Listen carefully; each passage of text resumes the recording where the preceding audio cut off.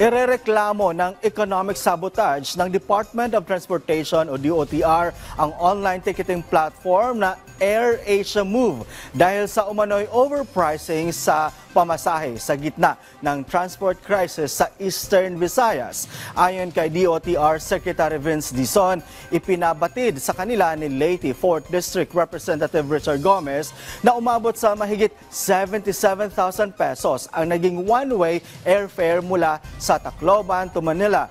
Inutusan na rin ni Dizon ang naitigil ang operasyon ng AirAsia Move habang pinaimbestigahan na nila sa Civil Aeronautics Board at Civil Aviation Authority of the Philippines ang nasabing sobrang singil sa pamasahe. Samantala, nilinaw naman ng AirAsia Philippines na wala silang kinalaman o koneksyon sa ticketing pricing ng nasabing platform. Dagdag pa ng airline, hindi sila ang nagtakda ng ganong kataas na presyo sa alinmang flight at bukas sila sa pakikipagtulungan sa mga otoridad para maresolba ang isyu.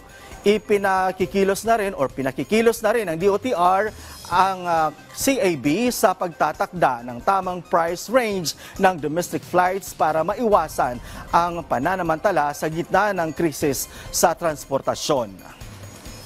We will not allow this.